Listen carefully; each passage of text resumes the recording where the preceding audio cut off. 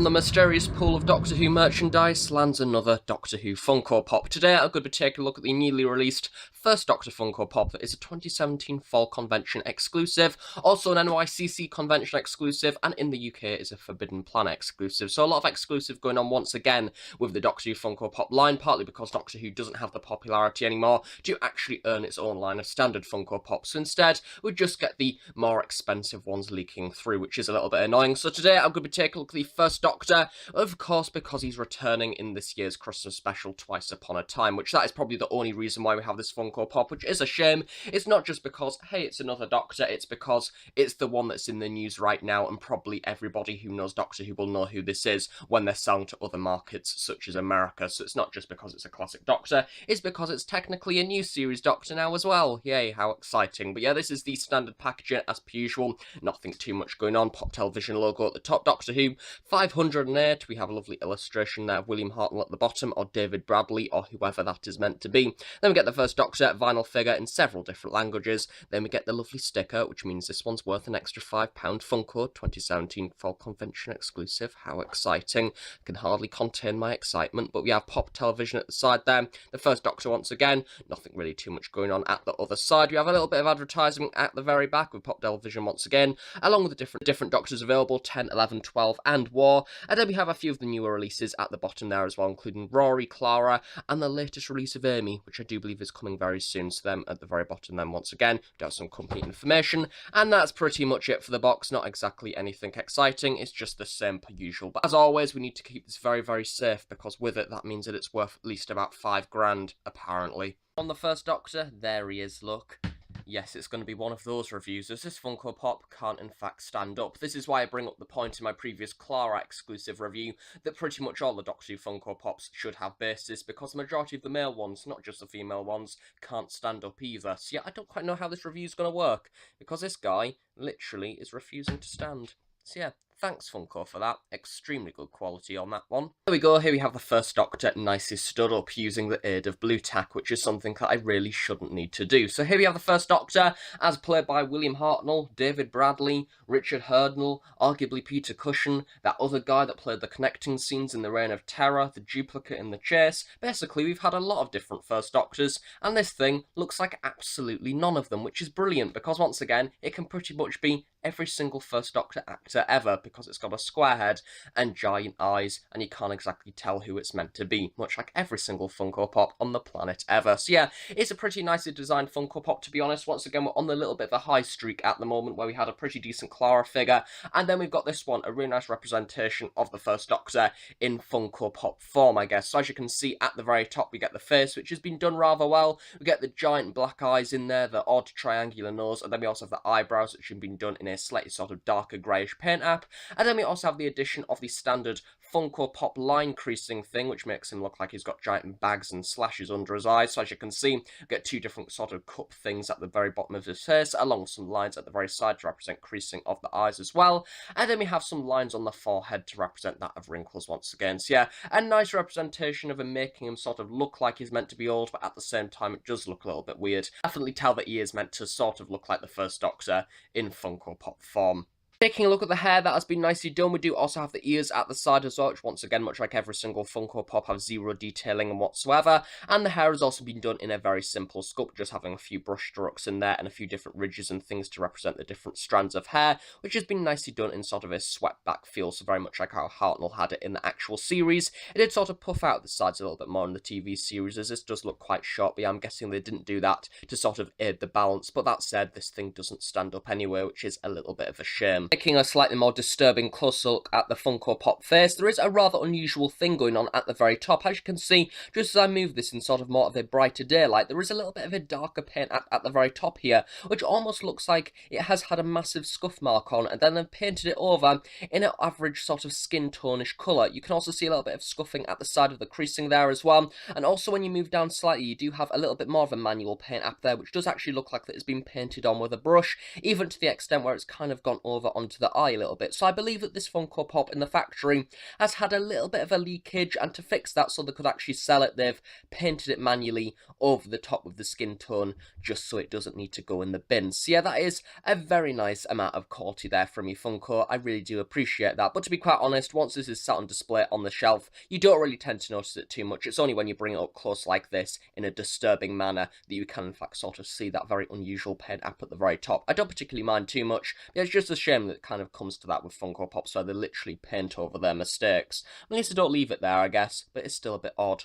Taking a closer look at the costume now, I really like the way that this has actually been done. I think it does represent what is seen in the TV series very well, and does have a nice amount of detail for a Funko Pop. I think the previous thing that I have briefly touched on in the past with other Funko Pop Doctors is that they are very simplistic in the costume department, and it's nice to see that they've actually done a few paint apps over the top of this to make it look like what is seen in the TV show. So starting off at the very top, we do have the cravat, which has been nicely done in sort of a glossy black colour. You can't really see that too well because of the giant head at the top, but yeah, that has been rather nicely sculpted, which is above the actual waistcoat.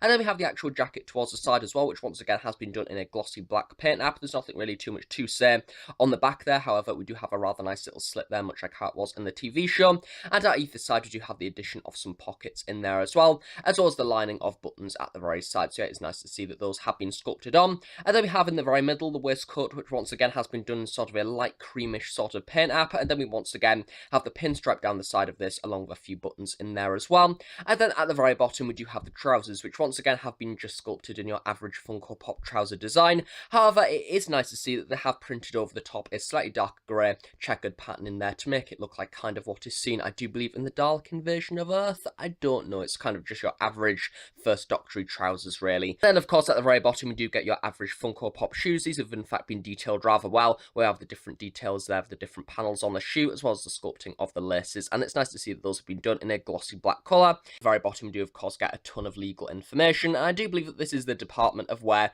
this thing doesn't stand up and where the problem arises from, because it does seem that the shoes are a little bit warped, meaning that when you do that, he doesn't stand up at all. And I think that it is partly down to the shoes more than the actual head, because I've got Funko Pops with much bigger heads than this that do actually stand up fine. So yeah, I am presuming that there is a little bit of warping going on down in the leg area. One of the arms has been sculpted in your standard open palm position. However, they have sculpted on the additional walking stick, which has been rather nicely replicated. Once again, I do like the way that this is all stubby, replicating that of the Funko Pop design. And then we also have sort of a few swirls and things in there, once again, to represent the woodwork that is seen on the actual prop. And we do also have the additional detailing there of the First Doctor ring that has been actually done rather well. We do get a little bit of a silver paint app around the side there, along with the blue gem in the middle. I like to see that the stick is actually sticking out the other side as well, making it look like it goes all the way through the hand. So yeah, that has been pretty well done. And then the other hand has been sculpted in the open hand holding lapel position, much like how he does in the TV show, kind of his trademark "one day I shall come back" pose. So it is nice to see that they've gone with a pose like this, because it's kind of the best of the two, as he's holding the walking stick and doing the trademark pose at the same time. So yeah, I do like the way that that's been done. Comparing the First Doctor Funko Pop now to some of the other Doctor Who Funko Pops that we've seen so far on the line, to be quite honest, I actually think that this Doctor looks pretty good with all the others. I'm not even gonna lie, this shot looks pretty decent. I think that generally they complement each other quite well. I think that once you put a Funko Pop with other Funko Pops, they tend to make each other kind of look better. This is definitely one of the best Doctor Funko Pops that we've seen so far. I think it's definitely up there with the 12th Doctor, with Guitar, and the War Doctor. I think that generally, as the line has gone on, the detail has got a lot sharper, meaning that those three on the right are in fact a lot better than the three on the left. I think that generally the 11th Doctor and 10th Doctor really do tend to have quite weak paint apps and detail, especially in the costume. Yeah, I think that generally the detail is improving,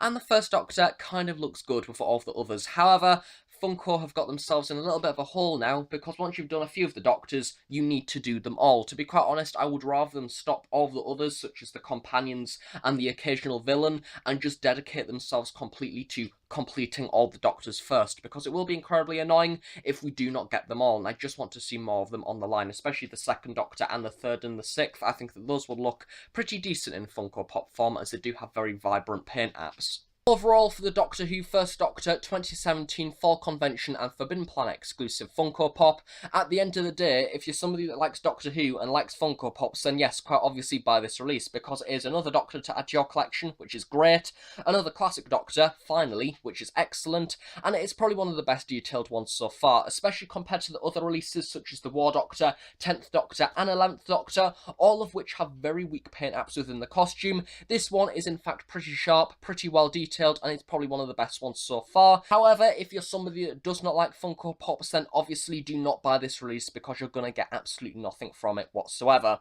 It's just a shame, because to be quite honest, I do like this Funko Pop. I love the detail, and I like it as much as I sort of can like a Funko Pop. However, immediately at the same time, there is flaws with this product, because for £15, I bought a figure that essentially can't stand up unaided. Yes, it is blue tack to the floor right now, and does have essentially a massive brush stroke down the face that has been rather badly covered up with a skin tone paint app that has been applied probably with just a standard brush. For £15, I do not expect that, and I do expect it to actually stand up by itself. And I think that if this was any other line, if this was a 5-inch figure and it completely refused to stand up full stop, then there would be a load of complaints. So you think that Funko in fact get off quite lightly for when it comes to the quality, because to be honest, when in context, a figure that one has brush strokes down it and can't stand up does sound pretty appalling. However, the fact that the detail on this figure actually looks pretty decent at the same time kind of still makes me like it, so I guess that is a good thing. I think that the main reason why Funko Pops do pretty well is partly down to the impulse buy. I went into Forbidden Planet